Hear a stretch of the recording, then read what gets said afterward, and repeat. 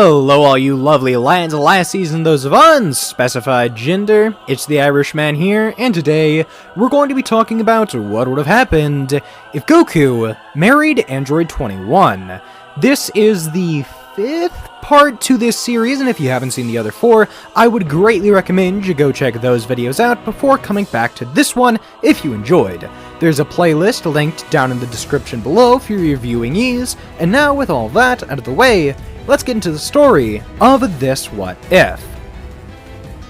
Trunks would begin trying to teach all of the other Saiyans how to access Super Saiyan, which would actually come easier to Gohan than anybody else, because not only does he have incredible potential, incredible power, but he's also about the same age as Goku in the original, meaning all of his untapped potential here has been tapped into. And now he can access Super Saiyan after Trunks shows him a couple of times. And once he gets it down, the others think it should be a piece of cake, but it's not. Goku wouldn't be able to access it because he needs a mental boost to be able to do that. He is not mentally the same as a Saiyan, yet he is still kind of the same body-wise. He can get Super Saiyan, yeah, sure, but he isn't able to unlock it in the same way a traditional Saiyan would be able to. Through intense emotion and extreme rage, but yeah, it's not the same way for Goku. He's a genetic clone with an entirely different mental state. Whereas Saiyans can get it through just getting angry and screaming, he has to find a different way, although he believes he should be able to brute force it, kind of like how Goten and Trunks were able to in the original, since I doubt they had any sort of traumatic event that triggered it for them. Then again, having a mom who looks like Bulma would be pretty traumatic for Trunks. She's really hot, but she's also your mom! Either way, the point is that Goku's having a hard time unlocking Super Saiyan, even though he does know eventually he'll be able to get it. If Gohan was able to, then he should too. Now, when it comes to his wife, Android 21, she's having a bit of an easier time when it comes to getting stronger. All she really has to do is just train for power. Her insane potential means she'll be able to do it pretty easily. And after getting stronger than her husband, this pushes him to try and get stronger in his own way, rather than unlocking Super Saiyan, finding out what this external power source is that's been boosting him for so long. He believes the reason he died in the future timeline, based on what Trunks told him, is because that power source ran out of juice, and if it hadn't, then maybe he could have taken down both King Cold and Cooler and still been alive. So right now, he's focusing on that. However, after discovering what this power source was, a Dyson sphere and furthermore a star, Goku realizes a fatal flaw. The fact that on his own he could destroy a star, and that means that sapping the energy from a star isn't going to help him a whole lot. Granted, it will make him stronger and means he practically has unlimited stamina, but as it currently stands, the star will die if he exerts too much energy and gets too much from it. Future Goku found that out the hard way, so he's going to need to find some other form of energy, as well as something a bit more reliable. So he begins tinkering with the Dyson sphere, and instead of what his original plan was, just going from star to star, absorbing its power, he realizes that through exposure to mortal ki, the star has begun to produce its own sort of energy, solar ki, as we'll call it, which is why he was able to unlock a Great Ape-like transformation through this solar energy without having a tail or the Blutz waves necessary for actually transforming into a Great Ape. It was because of the solar ki pushing his anatomy to let him access that form.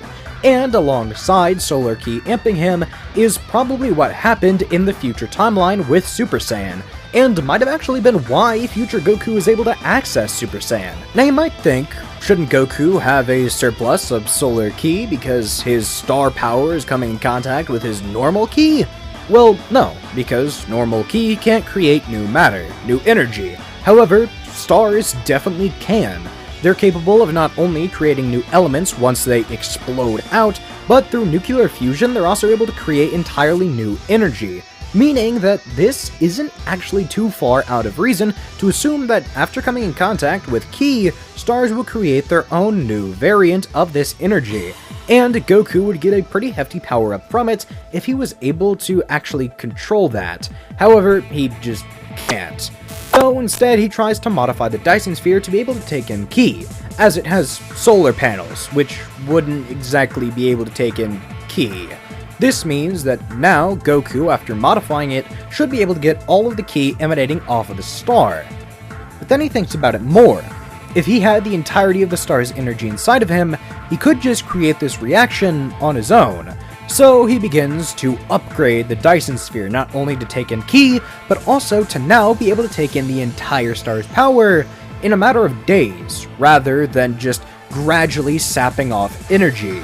And once it's complete and Goku has the entirety of the star's energy inside of him, he's able to naturally begin to undergo the process of creating that new energy. And although it takes a while, eventually his entire ki system is entirely full of solar ki, which means he is incredibly powerful. And now he'd finally be able to brute force his way to Super Saiyan, and creating his own variant called Solar Super Saiyan, like we saw with Goku last time. Well, future Goku. But obviously, this is all just preparation for King Cold and Cooler's arrival. So, how does that go? Well, it doesn't. Well, at least not exactly. King Cold would look much differently when he comes to Earth, and Cooler wouldn't at all. In fact, everyone is a bit shocked, because it looks like Frieza was just revived, as Cooler looks far different, now actually utilizing his final form. And although he is a bit bigger than his son, he does look scarily similar. This makes everyone believe that something went wrong with Trunks traveling back in time. Not only is there multiverse theory, it's possible Trunks came to a timeline where events go differently, but it's also possible that he had a butterfly effect, meaning that by him coming, things outside of what's expected to change, changed, and that's exactly what happened. Although it's not entirely random, but more on that later. The point is that King Cold is here, and everybody is terrified. His power is insane, beyond anything they could have predicted, and Trunks begins to reason that this is the reason that Goku took out King Cold in the future timeline, despite the fact that Cooler had a much more powerful transformation. Cooler is nowhere to be seen here, but Trunks can verify that, yeah, this is stronger than anything he's ever seen, even with The point is, King Cold is here, and everybody is terrified. This is a power beyond their comprehension. They could have never expected this, and even Goku in his Solar Super Saiyan form is barely a match.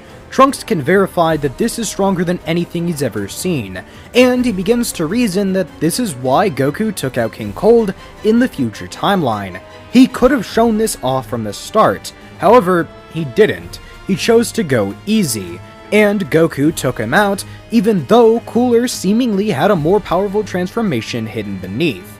Goku must have sensed that this is the power King Cold had in reserve, and it makes sense that that's the person that Goku targeted. Immediately, everyone jumps in to fight. However, it doesn't go great, seeing as even though Android 21 and Goku can keep going longer than anybody else, eventually they too will wear.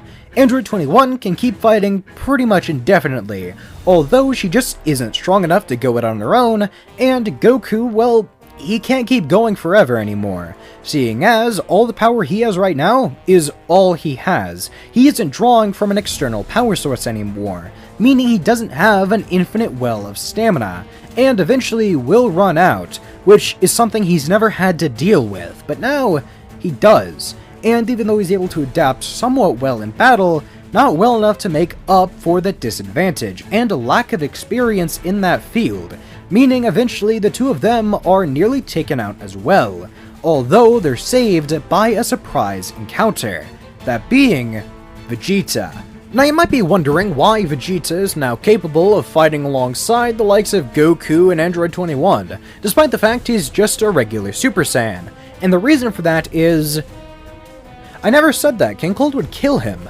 The reason is that Vegeta got a slight God Ki boost from becoming the Guardian of Earth. It didn't make him a Super Saiyan God level threat or anything, he's just more powerful now, alongside the fact that his nature is completely pure now. He's no longer evil at all, and that for Saiyans seems to have a pretty big boost in power. Either way, he is only as strong as Goku and Android 21 for now, but the three of them working together are able to press King Cold, and eventually even take him down. And after nearly killing him, suddenly his body would completely disappear, as if it was teleported away. Nobody sees this as a loss or anything, they just didn't get to deal the killing blow. Nobody really minds, but they are still on guard, seeing as, well, they didn't get the killing blow. He just disappeared. Their guard being up is well warranted though, as suddenly metallic tendrils from outer space begin to shoot down to the planet, grafting onto the crust of the Earth, as then metal-like tentacles begin to wrap around the core of the Earth, causing eruptions to go around everywhere as the entire planet shakes violently. The Z-Fighters get off the ground as suddenly the entire outer crust of the planet is covered in magma. Certainly everyone that cannot fly or get above ground level has died by now, as there is no way to avoid this kind of catastrophe. Nobody has any idea what's going on, but then the Z-Fighters are suddenly met with two people, Kibito and Kaioshin. They teleport the Z-Fighters to the world of the Kais before informing them of what's going on. The group demands answers, believing that these two were the cause of whatever just happened to their planet. Although the Kais explain, they were not the ones that did this. In fact, they're trying to stop it. Planets have been going and disappearing ever since this thing first popped up, and they're not sure what it is, but they believe it's connected to Babidi, a wizard who is trying to revive a being known as Majin Buu. Even though they aren't sure if these two things are connected, they strongly believe they are. Either way, the group needs to get stronger if they wish to even attempt to stop this from continuing. So, now being brought to the realm of the Supreme Kai, they would begin training with the Z-Sword. Goku would be able to barely pull it out before they each take turns swinging it around. And it's an incredibly powerful weapon, one that they are able to use to get stronger incredibly quickly, although it doesn't really seem to be enough. Although they do get stronger, sure, they don't really get any new transformations. They also don't get exponentially above where they were before. Rather, they just get a bit stronger. And in fact, it's only really akin to a Zenkai boost rather than an actual power-up. So they need to find some other way to grow stronger, or just devise a plan on how to take this thing out. Although they don't really know what they're trying to stop, they just know there was a really strong thing that came to Earth, destroyed it, and left. They don't have any more information than that. So Goku and Vami, the two greatest minds in the universe currently alive, as well as Supreme Kai, who can see anywhere in the universe, would begin all working together. And after a while, they're able to figure out what's going on. They would find out that it wasn't actually Babidi. Well, kind of. See, back when Future Trunks first arrived back in the past, he didn't just change things he directly interacted with. Instead, the entire timeline had ripples sent throughout it. And now, rather than Cooler going with his father to begin training, Babidi had approached him to offer instant power, while his father did still train on his own. Cooler would take Babidi up on his offer, and even if he wouldn't willingly, Babidi can still take over his mind. He was able to do it for Deborah, so he can do it for Cooler. Now, with the Frost Demon under his control, he began working to find other people he could sap the energy off of, and begin infusing it with Buu, awakening his ultimate weapon. However, things began to shift. Cooler would not stay completely servant to Babidi, would not stay a complete servant to Babidi, meaning that eventually he was able to slightly loosen his grip, and he would begin training himself. That way he could get stronger and strong enough to fully break out of this control. And Babidi was none the wiser, as Cooler would keep up an act, pretending to be his loyal servant until eventually he didn't have to act anymore. He would kill Babidi right then and there, and then he'd begin trying to learn all of what Babidi knew. Not only his magical powers, but also all of the tools he had access to. Then he would learn of a legend, called the Big Getty Star.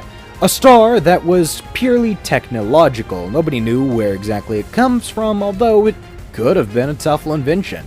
And even though I don't want to get any more deep in Tuffle lore, I did that in the first part, instead we're just going to say that Cooler finds the Big Getty Star, something about the Tuffles is said, and then he fuses with it, much like in the Cooler Returns movie. Granted, nothing Tuffle was said there, but I like the Tuffles, okay? I think they're really cool. And now, with the Big Getty Star at his disposal, Cooler would go from planet to planet, taking over the entire population, sapping them of their energy before then absorbing the planet entirely, moving from place to place until eventually landing on Earth, where everyone is now all caught up. Now they know what's going on, who's in control, and how to stop it. So they begin training even more vigorously. If the thing is really that fast where none of them could react to try and stop the Earth from being destroyed, they definitely need to get faster, as well as stronger, seeing as Cooler is leagues beyond where he was before, and even more powerful than his father was in his final form, which is terrifying to think about, but they do believe, now having a goal to strive for, that they should be able to get just as, if not more powerful. So everyone begins working their hardest, until eventually, the Z-Sword breaks. They snap it on a block of Kachikachin while trying to test the durability and strength of the sword. But this isn't all a negative, as Elder Kai would pop out, and as a thanks, offers to unlock the group's potential. Yeah, words. It would take about a week and a half, but eventually everyone would have the ritual performed on them, giving them a form just like what Gohan had in the Buu Saga, the ultimate form allowing them to be far, far stronger than they were before. And even though, for the likes of Goku and Vegeta, they might still prefer Super Saiyan, the ultimate form for the rest of them is a major boost, most so for Android 21, who now has her very own transformation, which, going alongside her android potential, is incredibly strong. So, after a few days mastering the ultimate form, they would all head off, Supreme Kai teleporting them to where they had last seen the Big Getty Star. And after arriving at the location where it was currently residing, they would begin a full-on assault. Metal coolers everywhere swarming around each Z-Fighter, but they were all able to make do, and were able to take them down with relative ease. Not just because they had gotten much stronger, but also because the Z-Fighters would realize the copies aren't actual clones. They aren't the same strength as the original body. Rather, the power is split between them. This means that the clones are no real threat at all. The more there are, the weaker they are. So they take them out easily before then heading to the core, where a giant meta cooler would come out, but the entire group working together would be enough to at least distract it long enough before they're able to charge a combined blast that would take it out completely. And even though they would still have to deal with shutting down the Big Getty Star before it makes another one or allows him to regenerate, they would be able to do that, either by blowing it up or hacking into it, which Android 21 can definitely do. So, after a bit more blood, sweat, and tears, the Big Getty Star would be defused, and everyone would be left to restore the Earth using the Namekian dragonballs. Now you might think, they haven't gone to Namek yet, but Trunks has. In fact, he spent most of his life there, so they'd definitely be able to revive the Earth, and everyone on it. Seeing as, even though Guru's Dragon Balls couldn't exactly bring back multiple people at once, the Earth ones can, and with the Earth restored, and Piccolo still alive, they're able to bring back everyone that was killed through Metacooler's attack. And that's where we're going to be ending things for today. I hope you enjoyed watching this, as I certainly enjoyed making it, and if you could, please like the video, subscribe to the channel, as well as comment down below anything you think I could do better, or that you liked. That would very much be appreciated. Now, with all of that out of the way, I'm going to let you guys go, because I just rambled for like 20 minutes. Have an absolutely amazing day. Talk to you later. Bye.